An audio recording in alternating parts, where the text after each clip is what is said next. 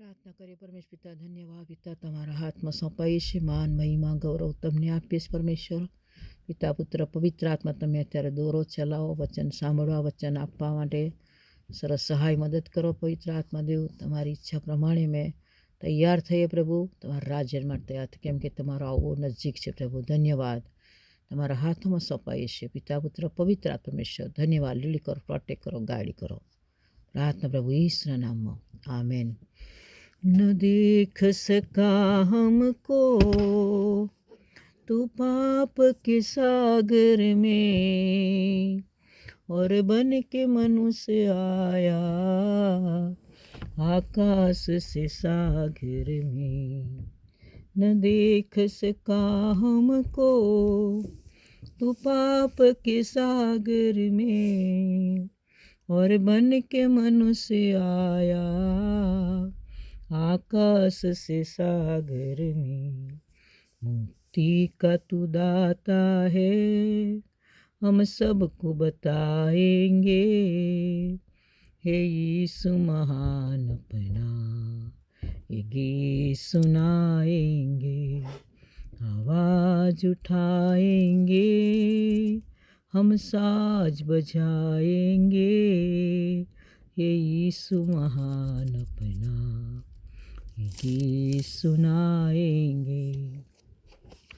बोलो આપણે ગીતશાસ્ત્ર પહેલો અધ્યાય અને પહેલી બીજી ત્રીજી કલમ વાંચીશું.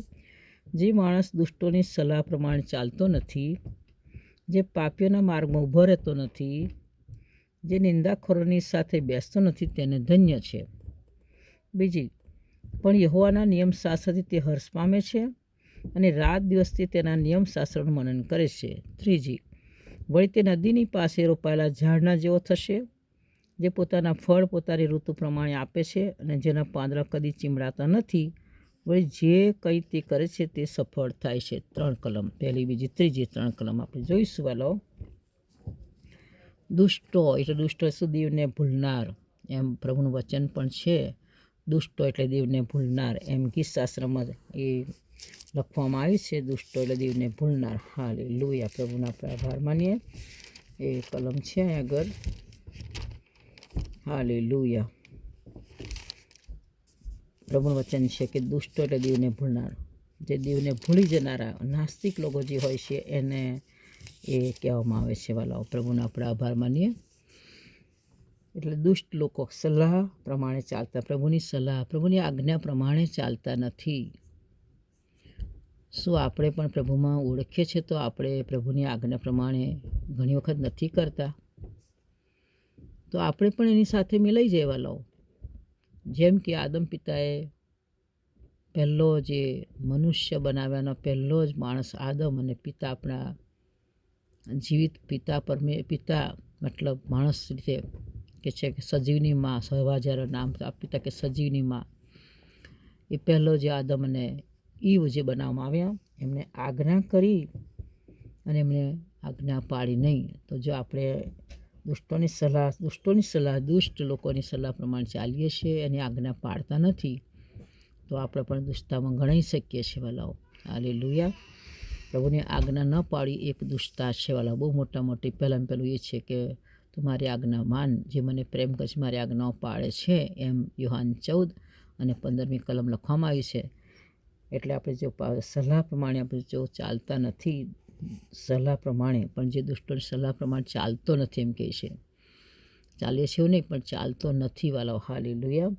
અને પાપીઓના માર્ગમાં ઊભો રહેતો નથી, તેના જેવું સેમ સિમિલર શબ્દ છે. દુષ્ટો, પાપીઓ અને નિંદાખોરો ત્રણેય એક સરખા શબ્દો આવે છે. એટલે પાપીઓ એટલે ખાલી પાપ એટલે શું? વિશ્વાસી લોકો માટે પાપ કયું છે? મોટું પાપ છે. હાલેલુયા. વિશ્વાસીઓ માટે મોટું પાપ છે. વાલાઓ,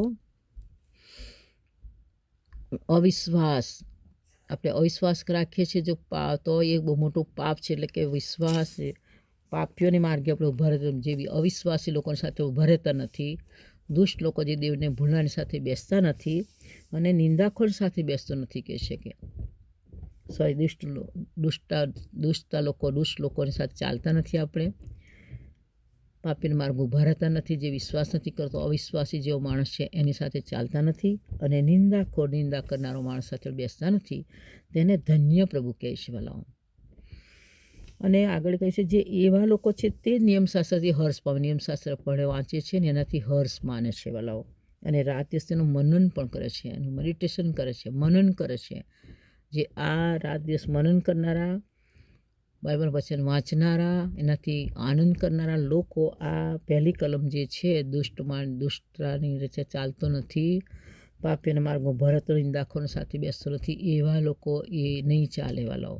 દુષ્ટો પ્રમાણે નહીં ચાલે, સલાહ પ્રમાણે નહીં ચાલે, પાપીના માર્ગમાં ભરેશે નહીં, અને નિંદાખોરો સાથે બેસતો નથી. એવા લોકોને ધન્ય છે. અને એવા લોકોને શું છે? વળી તે નદીની પાસે રોપાયેલા ઝાડ જેવો. એવા લોકો રાત દિવસ મનન કરે છે, પ્રભુની ઈચ્છા પ્રમાણે ચાલે છે, એનાથી પ્રભુના વચનથી હર્ષ પામે છે. તે નદી પાસે રોપાયેલા ઝાડ જેવો. ઝાડ નદી પાસે રોપાયેલું કેવું? એકદમ હરું હરું હોય છે મારું, લીલું લીલું ઝાડ હોય છે, એના પાંદડા લીલા હોય છે, અને સમય ઋતુએ પર એને ફળ આવે છે. એવા લોકો પોતાની ફળ પોતાની ઋતુ પ્રમાણે આપે છે જો. અને પાંદડા કદી ચીમડાતા નથી. તે જે કંઈ કરે તે સફળ થાય છે. જે કંઈ કરશે, રાત દિવસ મનન કરનારા, પ્રભુના વચનથી હર્ષ પામનારા, આનંદ કરનારા, પવિત્ર આત્માની અંદર ચાલનારા લોકો, એમને કહે છે કે તે લોકો નદી પાસે રોપાયેલા ઝાડ. નદી એટલે કોણ? પવિત્ર આત્માની નદી. આપણે જેમ ઈસાસ 46 ચોથી કલમ લખ્યું છે એવી રીતે એ નદી પવિત્ર આત્મા નદી વાલાઓ. એમાં જ્યારે પવિત્ર આત્માની નદીમાં ચાલીએ છીએ, પવિત્ર આત્માથી ભરાઈને ચાલીએ છીએ, ત્યારે આપણે નદી પાસે રોપાયેલા ઝાડ જેવો. હાલેલુયા. આપણે એવા ઝાડ લીલા પાંદડા હંમેશા મારે છે, સમય ઋતુ પ્રમાણેના ફળ આપે છે. મતલબ જે આપણા જીવનમાં તકલીફ આવે, મુશ્કેલીઓ આવે, કષ્ટો આવે, અપમાન આવે, તો પણ આપણે ફળ આપ્યા જ કરીશું. પ્રભુનામાં ફળ આપ્યા જ કરીશું. સારા પણ આપણું રહેશે, નમ્રતા રહીશું, સંયમ રાખીશું. આપણે જેમ ગલાતી 5:22 ફળ છે એ પ્રમાણે આપણે ચાલીશું. એની વાત આપણને પણ મૂકી અને કહી શકાય વાલાઓ. અને અત્યારે પોતાના ફળ પોતાના ઋતુ પર જ્યાં ગમે તે પરિસ્થિતિમાં આપણે કે માઠા સમાચારથી બીનાર નથી. કેમ ગીતશાસ્ત્ર 112:7 કલમ પ્રમાણે આપણે માઠા સમાચાર ડરીએ નહીં. એ ફળ એમાં પણ ફળમાં આવી જાય છે વાલાઓ. અને આપણા પાંદડા મીઠા મતલબ હર્યા ભર્યા રહી છે વાલા. લીલા પાંદડા સમાન આનંદમાં રહીશું. પવિત્ર આત્માના આનંદમાં રહીશું. પવિત્ર આત્માની વાતો કરીશું. બાઇબલ વચનની વાતો કરીશું. બાઇબલ વચન આપણે આનંદ પર કરીશું. અને એના વાંચવાથી આપણને આનંદ મળશે વાલા. મધ જેવા મીઠા લાગે જ્યારે વચન કે સોના જેવા છે, મધ જેવા મીઠા છે. એટલે એવું આપણે સમજાવે છે. ને જે આપણે કંઈક કરીએ સફળ થાય છે. જેમ યહોશુઆના પુસ્તકમાં લખ્યું છે, જે કંઈ કરશે ફતેહ પામશે. ત્યાર પછી આપણે ગીતશાસ્ત્ર 37 ઉત્પત્તિ 37 અધ્યાયમાં જેમ યુસુફ વિશે લખ્યું, 39 અધ્યાયમાં યુસુફ વિશે લખ્યું છે. યુસુફ જે કંઈ કરતો હતો સફળ થતો હતો. કેવી રીતે સફળ થતો?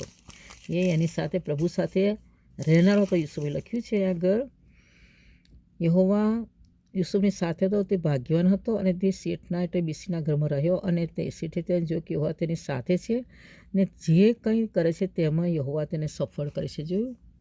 એ પ્રભુમાં રહેનારો હતો, પવિત્ર આત્માની અંદર ભરપૂરીમાં હતો, પ્રભુ સાથે રહેનારો, દરરોજ બાઇબલ વાંચનારો, પ્રભુના વચન મનન કરનારો, એના સારા ફળોથી ભરેલો માણસ હતો. નદી પાસે રોપેલા ઝાડ જેવો હતો. એટલે જે કંઈ કરતો કોણ? યુસુફ. એને પ્રભુ સફળ બનાવતો, સફળતા આપતો હતો. એટલા માટે લખ્યું છે કે યહોવા તેની સાથે છે, તે જે કંઈ કરે છે તેમાં યહોવા તેને સફળ કરે છે. જે કંઈ કરતો એમ યહોવા તેને સફળ કરતો હતો. શું આજે આપણે પણ પવિત્ર આત્માની અંદર રહીશું અને બાઇબલના વચનનું મનન કરીશું? તો આપણે પાપીની સલાહ પ્રમાણે, દુષ્ટની સલાહ પ્રમાણે નહીં ચાલીએ.